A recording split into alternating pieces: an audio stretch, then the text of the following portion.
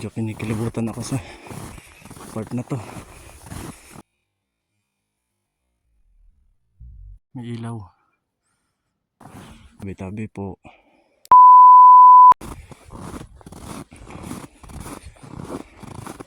Dito ako ngayon sa trail site. Medyo malapit lang siya sa amin. About 10 kilometers siguro. Tingnan nyo naman ang naging snow.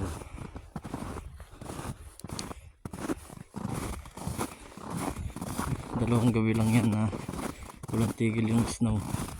Ito siguro mga 3 feet. 3 feet siguro lalim ito. Ito lang nilalakadan na eh. Siksik na yung snow kaya hindi lumulubog. By the way guys, hindi pa nga pala ganun kagabi.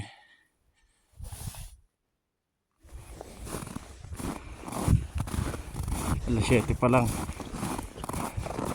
Wala pa akong tapong para mag-explore ng sobrang lalim na ang gabi.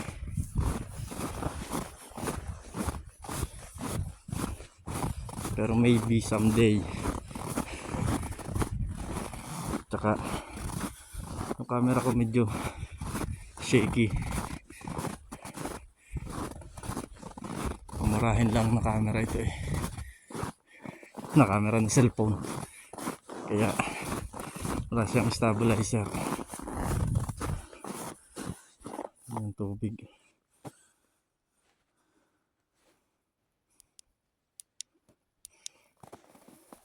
Kaya pala maliwanag naman yung buwan. Oh.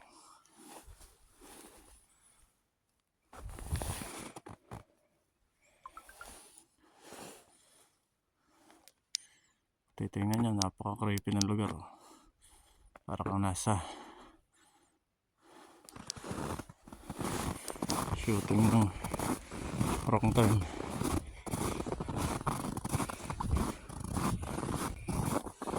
Hindi pa ito yung creepy part dahil ito daw trail na ito ay pupunta ng gitna ng gubat.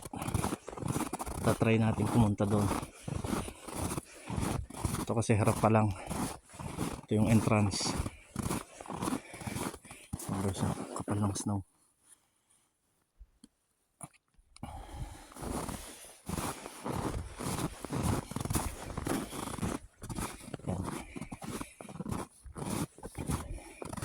Meron din dito yan, ski. Yung mga nag-i-ski din dito, yung mga lokal. Dinadayo daw talaga itong lugar na to sa umaga.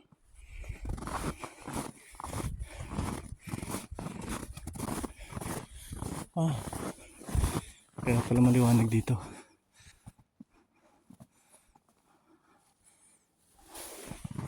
Walang masyadong puno.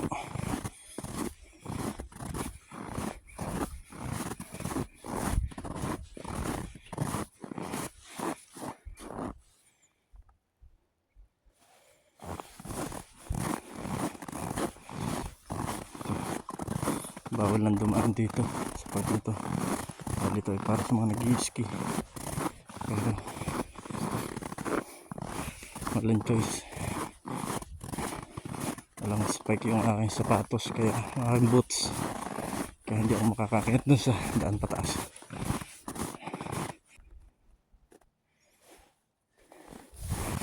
Medyo kinikilibutan ako sa part na to.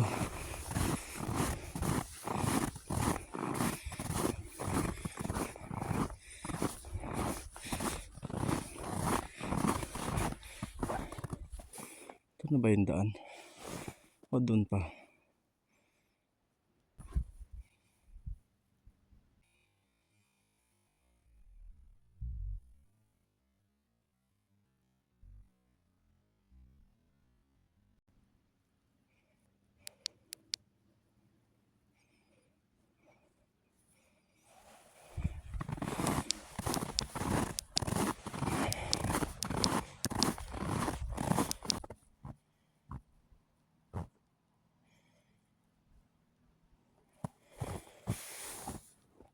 Parang may narinig akong sumigaw.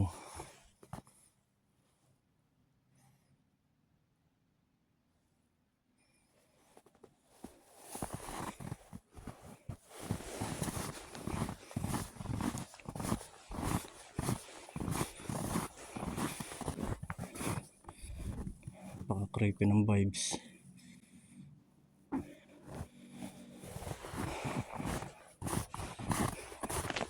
Yung daan paakyat ng gubat.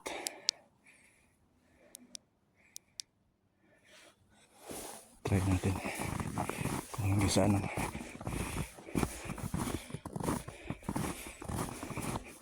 maaabot natin.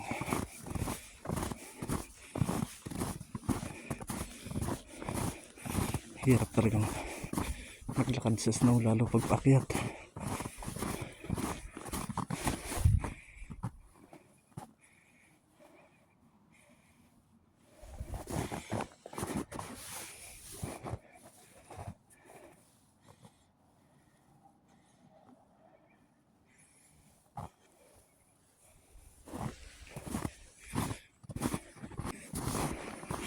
Wala naman di wolves dito sa amin, dito sa lugar na ito.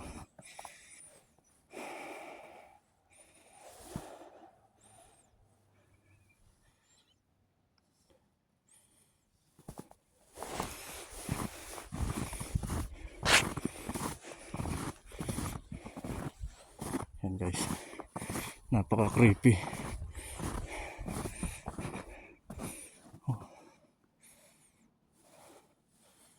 Kita nyo yan, may ilaw.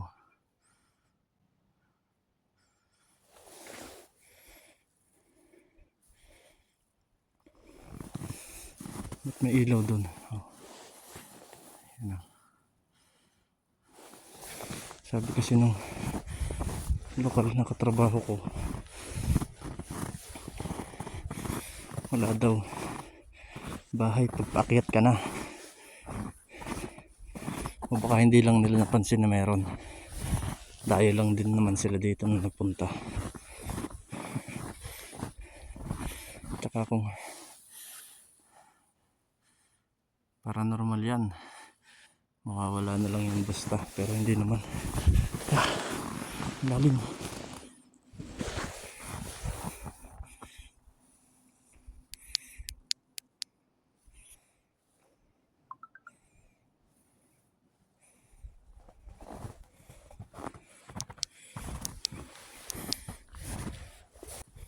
Parang cabin siya. Ano kaya ang cabin niya? Parang nasa Hansel and Gretel. Di may nakatirang witch. Iba yung vibes ng mga gubat nila dito. Napaka creepy. Siguro dahil na din doon sa mga napapanood natin sa mga pelikula.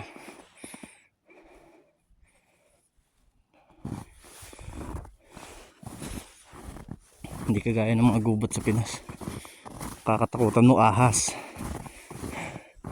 Dito hindi, parang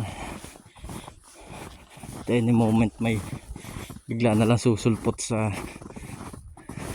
harapan mo o sa likodan mo, parang ganon. O kaya may malalaglag na kung ano galing taas.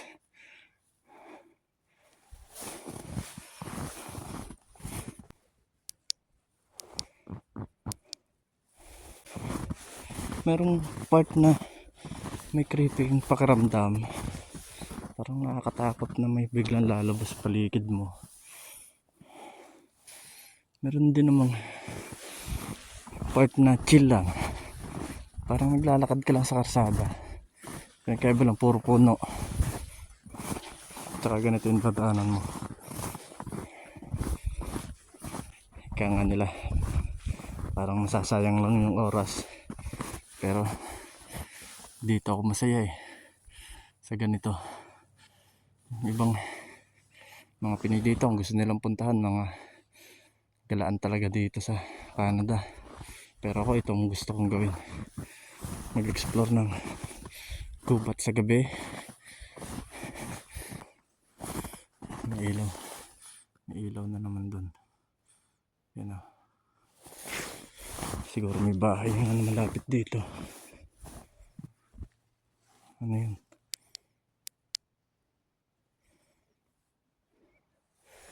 Tulay ba yun?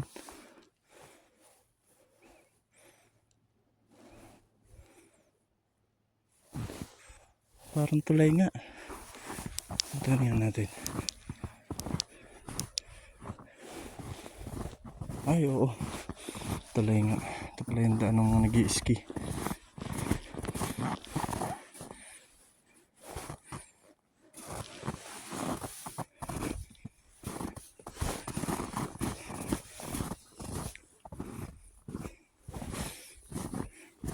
Sa bandaan.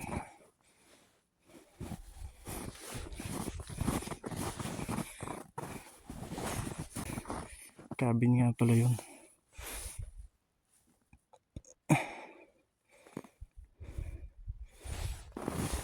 Tara, kumama yung puntahan yung tulay.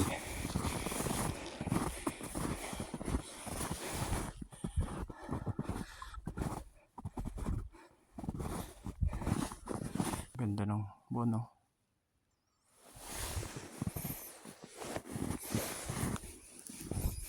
Ito. Creepy naman, oh. Vibe sa tapat na to. Kinikilabutan ako.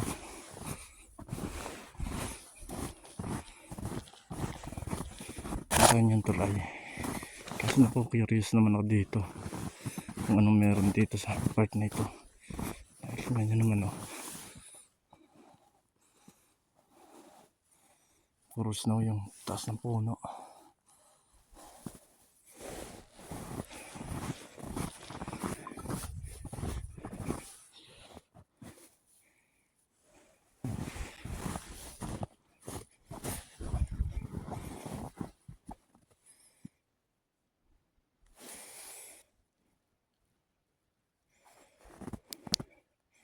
Tabi-tabi po.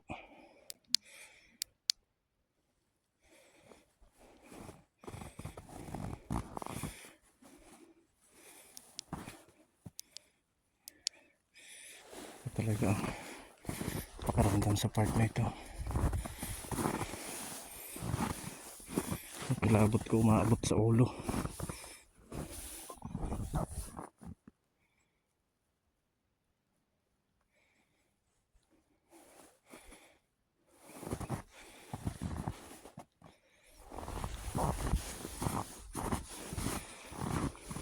Kunti na lang.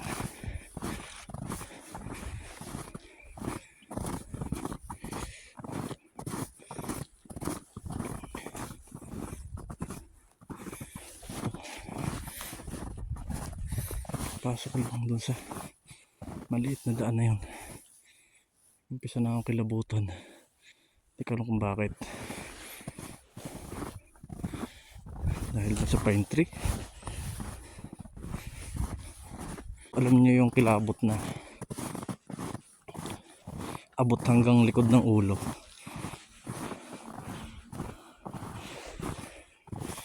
Parang ganun.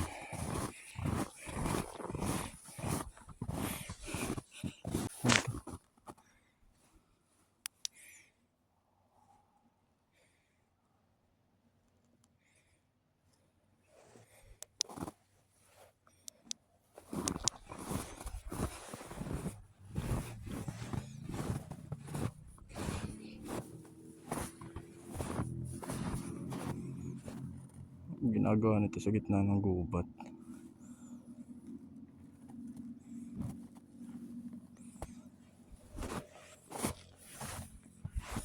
Opo. Ya! Lalim.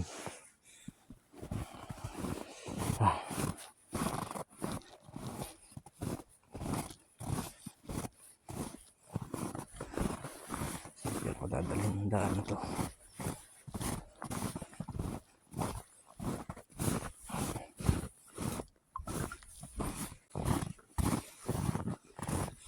Almost 2 hours na din ako naglalakad.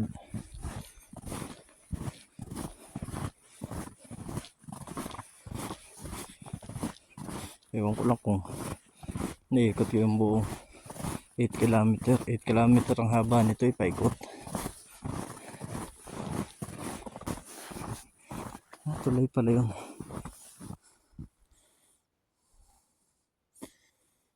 Ang gagawin ko kung biglang may sumilip dyan.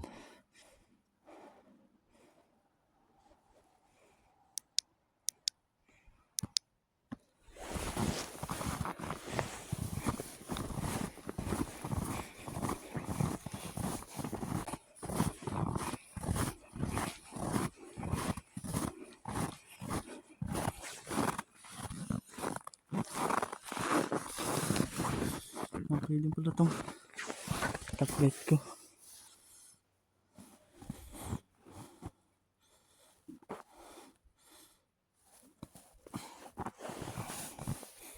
Bato ilog.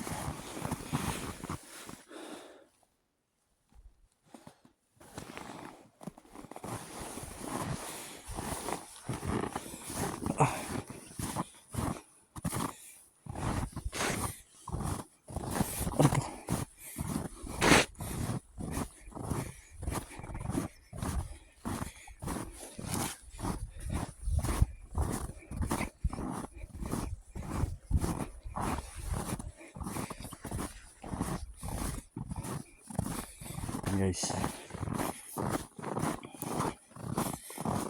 ito na ako dumaan kanina papasok. Palabas na uli ako ng gubat. Salamat sa mga nanood.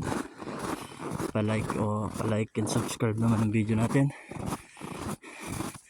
And then kung hindi naman ikasasama ng inyong loob, ay pwede din kayo mag-comment. Salamat guys sa panonood. Hanggang sa muli. Paalam! Nag-intro na ako palabas. Nag-ano na ako palabas. Kaya pinatay ko na yung camera. Tapos narinig ako whoop, whoop, whoop. Ay nasa bulsa ko yung cellphone kaya hindi ko agad siya nakuha.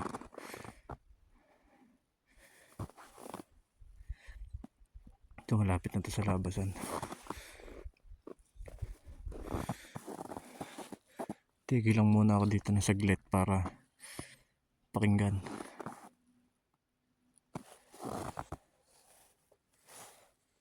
Kung mauulit ba yung whoop na yun.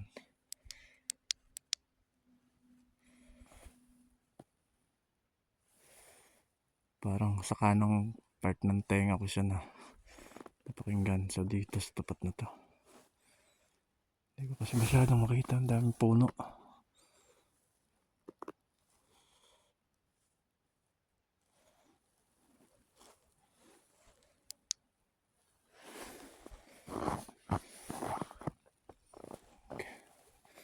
Kinilabutan ako ng sobra.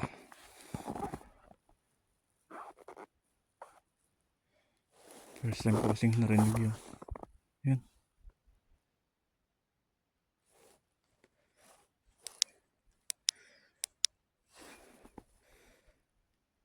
Narinig niya yan. Parang may naputol na sanga.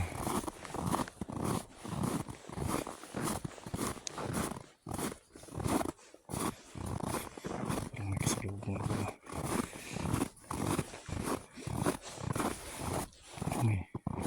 Narinig ako na naputol na sanga.